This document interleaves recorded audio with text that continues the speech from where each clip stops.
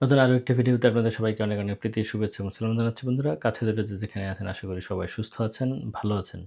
আজকে যে বিষয়টা নিয়ে আমি কথা বলতে চাচ্ছি সেটি খুবই গুরুত্বপূর্ণ। বিশেষ করে যারা আপনারা জার্মানিতে এই মুহূর্তে আছেন অথবা অতি সম্প্রতি জার্মানিতে আসবেন, তাদের খুবই কাজে লাগবে। আপনারা অনেক সময় জার্মানিতে জব খোঁজেন, বিশেষ করে যারা স্টুডেন্ট হিসেবে আসেন এবং আসার পরে বেশ কিছু মাস ধরে খুবই হতাশ থাকেন, জব-টব খুঁজে পান না।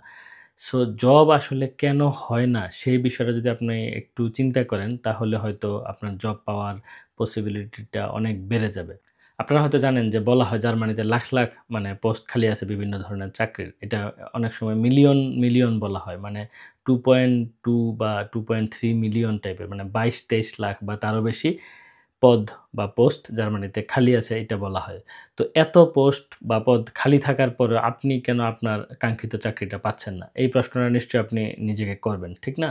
তো আমরা যেটা করি, আমার অভিজ্ঞতা থেকে আমি বলছি যে অনেক সিভি আমি দেখি, কারণ নানানভাবে আমার কাছে সিভি আসে। যারা বিশেষ করে আমাকে সোশ্যাল মিডিয়ায় ফলো করেন, তারা অনেক সময় আমাকে বলেন যে, "ভাই, আমার সিভিটা একটু দেখেন, আমাকে একটু হেল্প করেন, আমাকে একটা চাকরি ম্যানেজ করে দেন।" আজকেও আমি একটা সিভি দেখছিলাম একজনের। সো আমার যে অভিজ্ঞতা সেটা হচ্ছে, আপনারা আসলে সিভি যেটা করেন সেটা খুবই জেনেরিক। মানে একজন থেকে আরেকজন কপি করার মতো, হ্যাঁ?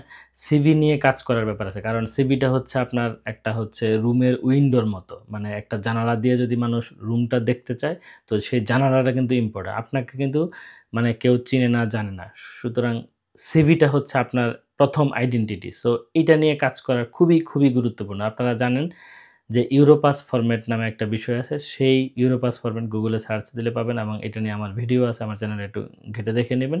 সেই ইউরোপাস ফরম্যাটে অবশ্যই একটা সিভি করবেন এবং এটাও কোথাও কেউ বলে না কিন্তু। সেটা হচ্ছে জার্মানিতে আপনি এমনকি ইংলিশ স্পিকিং কোনো কোম্পানিতে জবের জন্য এপ্লাই করলেও আমি মনে করি জার্মান ভাষায় আপনার সিভিটা হওয়া উচিত। যদি না তারা বলে দেয় যে তোমাকে ইংলিশ সিভি দিতে হবে। এছাড়া যত জার্মানির প্রতিষ্ঠান আছে সব জায়গায় আপনাকে অবশ্যই স্ট্যান্ডার্ড একটা জার্মান সিভি দিয়ে অ্যাপ্লিকেশন করতে হবে। এরপরে ২য় ভুলটা যেটা আমরা করি অনেক সময়, এটা আমি ৫ টা ভুল বলছি যে এই ৫ টা ভুল করলে আপনি জার্মানিতে চাকরি পাবেন না। ঠিক আছে? সো ২য় ভুল আমরা যেটা করি, আমরা শুধু সিভি পাঠিয়ে দিই। অনেক ক্ষেত্রে, সবাই হয়তো না, কিন্তু অনেকে হয়তো শুধু সিভিটা পাঠিয়ে দিই। শুধু সিভি পাঠালে হবে না। সিভিটা হচ্ছে আপনার ২য় একটা জিনিস। ১ম এই আপনার থাকা লাগবে কভার লেটার, বা আমরা বাংলাদেশে যেটাকে অ্যাপ্লিকেশন বলি। কেন আপনি এই পোস্টের জন্য পারফেক্ট সেটা একটু বুঝিয়ে বলা এবং আপনি কেন এই জবটা নেওয়ার জন্য মোটিভেটেড, হ্যাঁ? এই বিষয়গুলা ওই আপনার মোটিভেশন লেটার বলেন, কভার লেটার বলেন বা জার্মান ভাষায় আনশারাইবেন সম্ভবত বলে, এইটা থাকাটা খুবই জরুরি। এটা দিয়ে আপনার জব গিভার বুঝবে যে আসলে আপনি কতটা পারফেক্ট এই পোস্টটার জন্য। ঠিক আছে? এবং জেনারালাইজ করা বা জেনেরিক কোনো কিছু দেওয়া একেবারে উচিত হবে না। যে আমি একটা রেডি করে রেখেছি, ওই খালি কোম্পানির নামটা চেঞ্জ করি, বিষয়ের নামটা চেঞ্জ করি, আর সব গৎবাধায় বারবার আমি দিয়ে দিই। না, এটা হবে না। আপনি জব ডেসক্রিপশন পড়বেন। পড়ার পরে এইটার মতো করে আপনি আপনার এই মোটিভেশন লেটার বলেন বা কি বলে কভার লেটার বলেন বা অ্যাপ্লিকেশন বলেন, সেটা রেডি করবেন। ঠিক আছে? এই ২ টা জিনিস খুবই ইম্পোর্টেন্ট। যেটা বললাম যে একটা হচ্ছে সিভি, এটা নিয়ে আপনার কাজ করার ব্যাপার আছে। আরেকটা হচ্ছে আপনার মোটিভেশন লেটার, বা এটাকে মোটিভেশন লেটার বললে ভুল হবে। এটা আসলে কভার লেটার বললে সবচেয়ে ভালো হবে আসলে।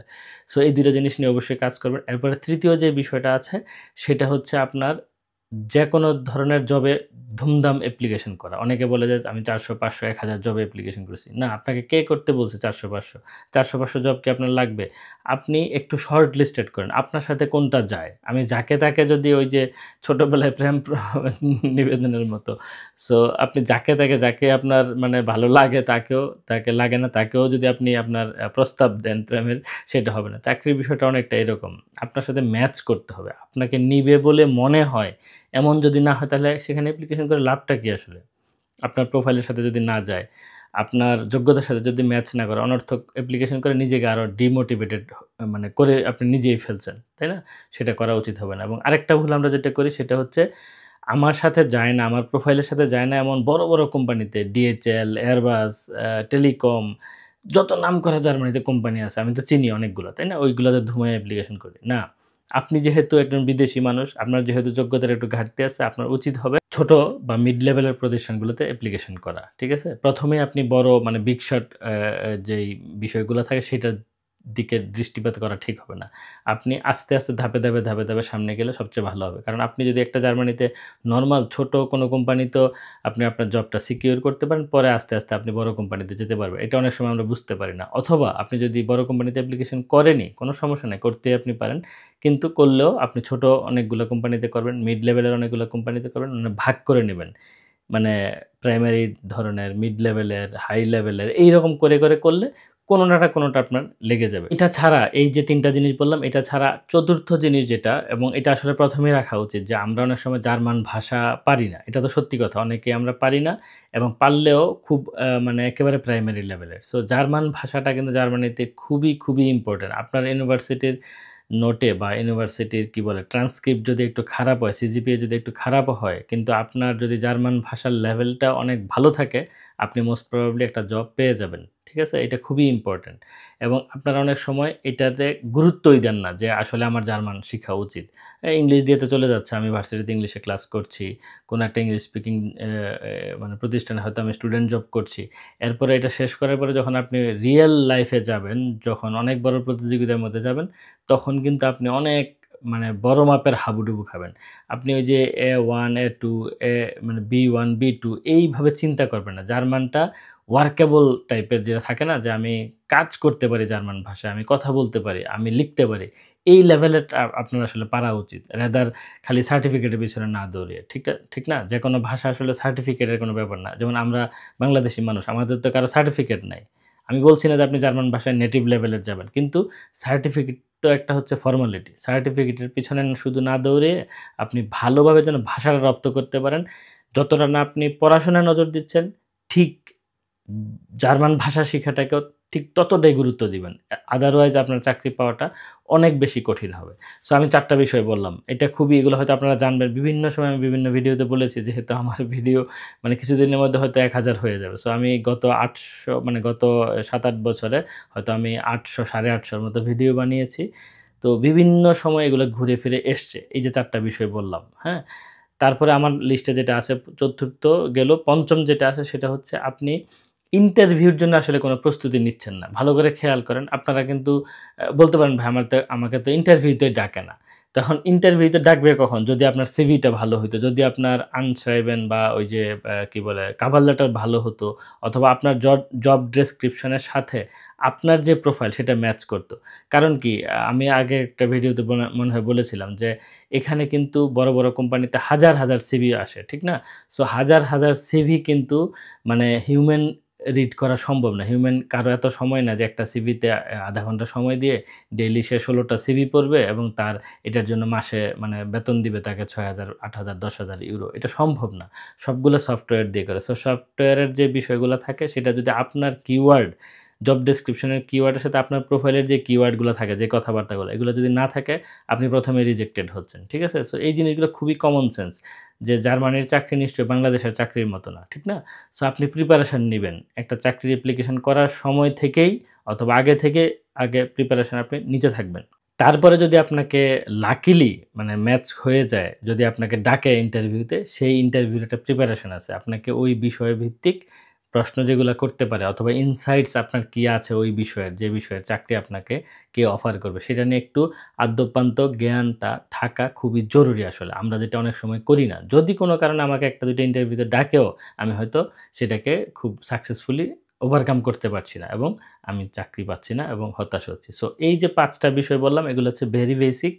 আপনারা অবশ্যই এই বেসিক জিনিসগুলা মানে কাজ করবেন। এগুলোর একটু মানে ঘষা-মাজা করার ব্যাপার আছে। আপনার মানে টোটাল প্রোফাইল, টোটাল সিভি সবকিছু একটু মানে ঘষা-মাজা করার ব্যাপার আছে, প্রিপারেশন নেওয়ার ব্যাপার আছে। আর জার্মানিতে অবশ্যই জার্মান ভাষায় সব জায়গায়, এমনকি KFC, ম্যাকডোনাল্ডসে যদি আপনি জবের জন্য যান, সেখানেও আপনার উচিত হবে হচ্ছে একটা জার্মান ভাষায় সিভি নিয়ে যাওয়া, এবং জার্মান ভাষায় ChatGPT দিয়ে বা Google দিয়ে রেডি করে নিয়ে গেলে হবে না। এটা উচিত হবে, হ্যাঁ, ChatGPT, Google এর আপনি হেল্প ডেফিনিটলি নিতে পারেন।